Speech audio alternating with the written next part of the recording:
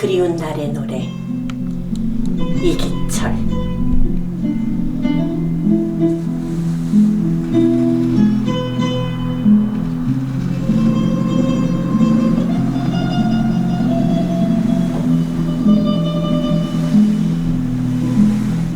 패배한 자들이 없다면 이 세상을 누가 사랑하리? 이끌어 밤하늘을 사랑하는 자는 누구나 패배를 갖고 온 사람이다. 술잔에 향그러운 입술을 모른다면 흐린 삶을 달랠 줄 모르는 사람이다. 그대 발자국 남보다 한 걸음 앞선다 한들 그와 너의 거리는 기껏 신발 두 켤레의 길인 것을. 나는 그리움과 회한을 안고 서툰 걸음으로 이 길을 걸어왔다. 들풀 만나고 비비새 울고 이슬 내리고 설이 맺힌 길 위에서 나는 발가벗은 몸으로 이 세상 고삿고삿질 정신의 거지로 떠밀려왔다. 머리카락에 스미는 별의 수요를 세웠다. 잉크병 깨트려 길 위에 씻었다. 고통이 애인처럼 밀려오면 불꽃을 꺾어 물 위에 던졌다. 나락이 천상보다 그리워지면 갈증의 잔에 술을 채웠다. 누가 부질없다 하랴. 지는 애 손으로 당겨와 그 붉은 옷깃에 물들이는 일. 어제를 잊지 않으려 밤새워 핏비들기를 쓰던 일.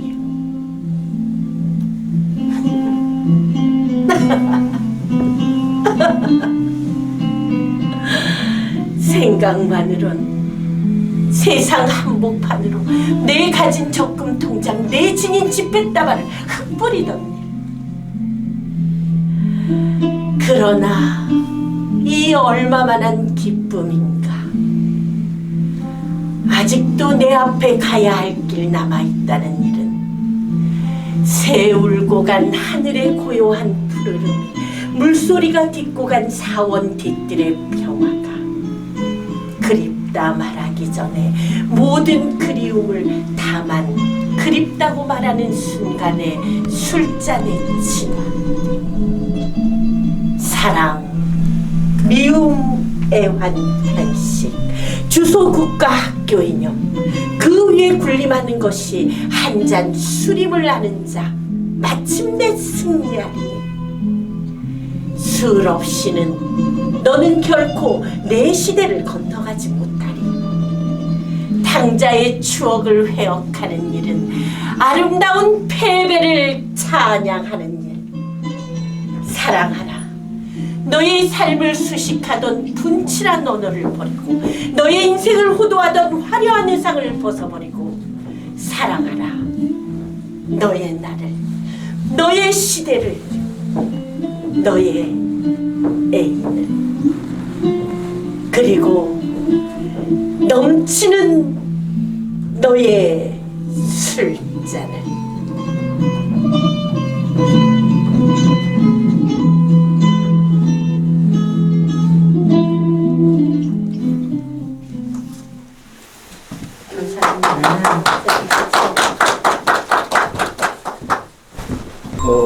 이 흥부전이 우리가 남을 거다고 뿌리를 내리기 시작한 게 얼마 안 됩니다. 원래 이 흥부가가 처음 문헌에 등장하는 거는요, 관우이 50수라는 그런 그 책자가 있습니다. 이건 누가 썼냐면요, 1800년 후반에 말한 송만재라고 하는 분이 관우이에다 썼습니다. 이 관우이는 약간 50수의 우리 고전 문학이 실려져 있습니다. 춘향과 흥부가 거기 다 실려 있고, 그 다음에 그 여타의 우리 지역의 전설이 실려 있는 게 관우입니다. 여기에서 맨 처음 흥부가의 문헌이 나타납니다. 그 전에는 그냥 떠도는 얘기고. 그럼 오늘날 흥부전이 먼저나 뭡니까 흥부가가 먼저나 하는 거는 아직 가르마가 다 있지 않습니다만은 모든 게 그래서 노래가 먼저 나와가지고 그 사설을 중심으로 해가지고 소설이 생겼어요. 춘향가도 마찬가지요. 춘향가가 생겨가지고 그것이 나중에 이제 소설로 갔는데 이 흥부가도 그런 의미에서 창가가 먼저 이루어졌고 그 이후에 그것이 근원이 되어가지고 흥부전이라는 소설이 형성되지 않았느냐. 이 학계의 발표입니다. 흥부가나 흥부전이 시대적으로 어느 시대냐는 게 아직도 뚜렷이 나타나질 않습니다. 나타나질 않아 있고, 그 다음에 흥부전이나 흥부가 두 작품 다가 작가가 누구지 모릅니다, 지금.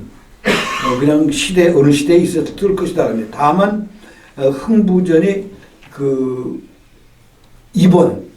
이본이 상당히 많습니다. 춘향가는요, 이본이 100개가 됩니다. 100가지. 근데 그 100가지 이본 중에서 남원을 근간으로 하는 것이 약 한 25 정도인데, 제가 거기서 15종을 자료를 제가 갖고 있습니다.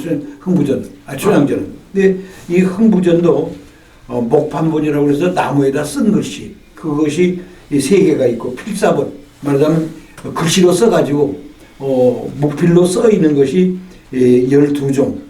그 다음에 활자본, 그 옛날 언문 활자본으로 된 것이 7가지가 있고, 판소리 창본이 15가지가 있습니다. 근데 이것이 합쳐가지고 전부 37가지가 있습니다.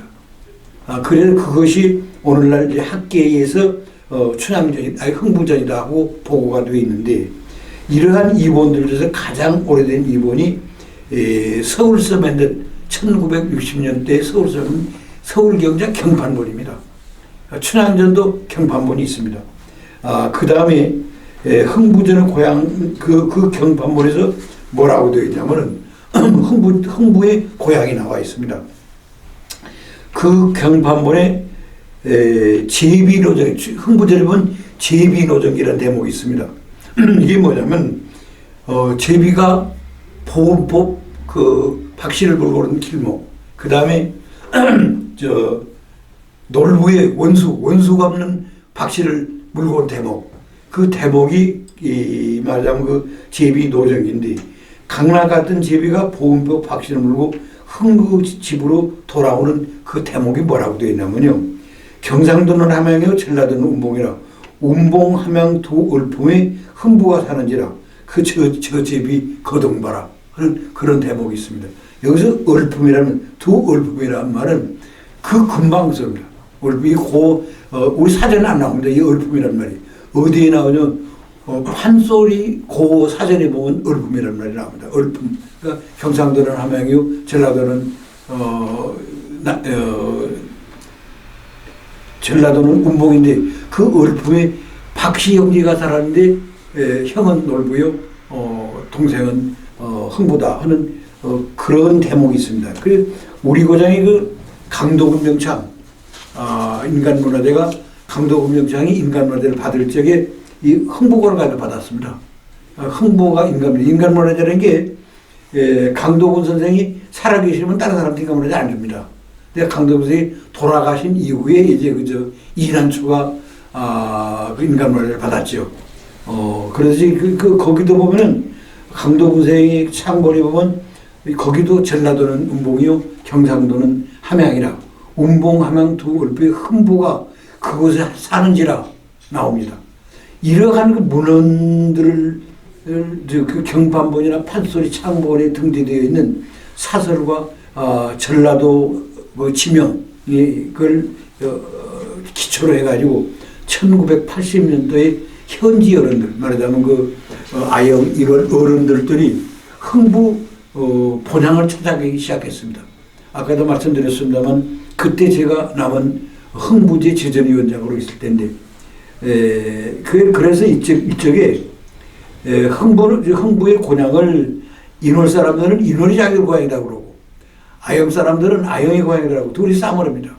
둘이 싸움을 해서 1993년도에 제가 서둘러 가지고 이건 학문적으로 이 원인을 찾자. 그래가지고 경희대학교 민속학 교실에다가 의뢰를 했습니다. 그건 제가 경희대학 다닐 적에 경희대학 신문사 편집국장을 했었습니다. 그래서 그 민수학 교수로 친하죠. 유독이 김창진 교수라고 하는 분이 흥부전을 가지고 논문을 써서 박사가 된 사람이에요. 근데 그 사람하고 저하고 친해요. 거기다가 의뢰를 해가지고 그 사람들이 이 흥부전에 대한 모든 것을 역학적으로 조사를 해가지고 결론 내린 것이 인월은 흥부 놀부가 태어났던 출생마을이다. 그 다음에 아영은 흥부가 형한테 쫓겨나가지고 유랑글씨로 돌아다니다가 도승을 만나가지고 도승이 집터를 잡아줘서 그 집터에서 발복을 해가지고 부자가 된 그런 데다 해가지고 말하자면 정착된 마을이고 한쪽 마을은 출생 마을이고 그렇게 정해줬는데 두 고장에서 놀부는 안 하겠답니다. 어떤 데 두고 흥부가 안 하겠대요. 그 제가 대학 가서 강의를 하면서 이 강의를 뭐 세종대학, 뭐 전주대학, 저희 경희대학 가서 강의를 안 합니다. 이 강의를. 그 학생들한테 그 너든 놀부 흥부에서 뭐를 해? 그럼 놀부 안 한답니다. 놀부 흥부 안 한답니다.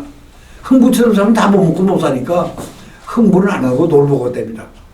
그게 왜 하냐는 건 내가 나중에 설명을 하겠습니다.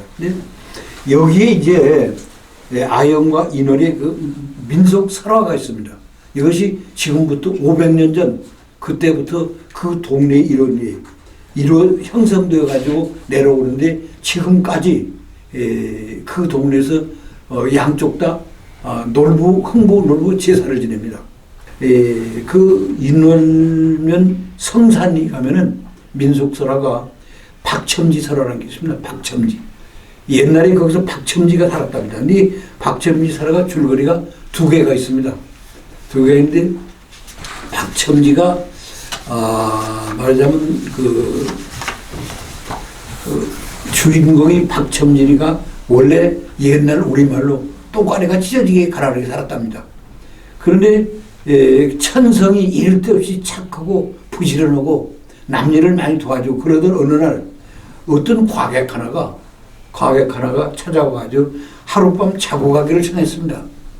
그러니까 그때 박첨지는 하룻밤 자고 가는 건 괜찮은데 어째 가난해가지고 밥을 해줄 밥살이 없습니다. 그러니까 그 과객이 사정을 더 이렇게 거꾸로 당신이 자고 가는 거는 내가 해줄 수 있다마는 내 형편이 그래가지고 밥을 못 해줘. 그러니 잠만 자고 가라고 그래요. 그 이튿날 과객이 거기서 하룻밤을 유숙을 했으면 잤습니다. 자고 이튿날 과객이 떠나면서 이런 말을 합니다. 수술을 서대만 심으면은 나중에 석섬이 나온다. 그러니 금년에는 잊지 말고 수술을 심어보시오. 그 몇 대 안 가서 부자가 될 것이라는 말을 아주 그치 사정하면서 자기 일본의 사정을 합니다. 그 박첨지한테. 그의 박첨지는 과객이 남기고간 말대로 수수 서서를 심었더니 아이나들과 가을에 수수 석섬을 수확을 했습니다. 이것이 미천 기화가 되어가지고 박첨지는 점점 재산이 불어나서 부자가 되면서 모든 사람들에게 적설을 하기 시작했습니다. 100% 자기가 수수 석섬을 혼자 도식을 게 아니라 그래서 그 사람들은 매년 3월 3일날 박첨지 제를 올려왔습니다. 그것이 그때부터 시작되고 오늘날까지 500년 동안 보내고 있습니다. 그게 이것이 이제 하나고 그다음에 또 하나의 설화는요. 옛날 조선조 시대에 그 연도는 확실히 않지만은 마을에 박첨지라는 부자가 살고 있으니 그는 원래 가난한 사람을 많이 돌고 근데 이 사람이 원래 부자가 아니라 최초에는 가난하기 한이 없던 사람이랍니다. 어느 날 한 나그네가 찾아와가지고 아까처럼 자고 가기를 원했는데 박첨지는 식량을 위에서 구워다가 자기도 없으니 구워다가 밥을 지어서 크게 대접을 해 창원에서 보냈는데 이 과객이 떠나면서 한 대를 심어서 석섬을 얻을 수 있는 것이 말로 수수밖에 없다. 그러니 이 부자가 되려면 수술을 심고 그 주변에 박을 많이 심어라. 박을 많이 심어라. 이에 박점리는 나그네의 말대로 수술을 심고 박을 심어가지고 그의 농사가 아주 잘 됐답니다. 그래서 수술은 주로 양식을 하고 박은 남원 쪽으로 가져가서 돈을 벌었답니다. 이것이 500년 됐으면 거기도 500년 됐는데 여기는 아까 거기는 매년 여기도 3월 3일 날 제를 지냅니다. 근데 뭐 거창합니다. 홀기가 500년 전 홀기를 지금도 가지고 있어요. 그러니까 500년 전에 제사를 뭘로 했다는 거, 쌀밑대를 걷었다는 거, 그 농장에서 보셨다는 그런 데. 우리가 그 고문서 중에서요, 옛날 그런 시골의 계문서 있지 않습니까? 굉장히 비쌉니다. 이것을 경희대학교 민속문화연구소하고 저하고 말하자면 흥부 마을 고증 보고서를 1994년도에 만들었습니다. 이 설화는 내가 제공을 하고 거기서 용역을 하고 해가지고 이것을 민속학교실에 올렸죠. 중앙에다가. 그래서 지금 흥부제가 민속학으로서 인정을 받고 있죠. 이것이 말하자면 인월면 성산리의 민속설화입니다. 그래서 두 가지가 비슷합니다만 두 가지로가 있고, 그 다음에 이제 아영면 성리에 또 민속설화가 있습니다. 그래서 이 설화에 의해서 인월면 성산리는 흥부가 태어난 말이다.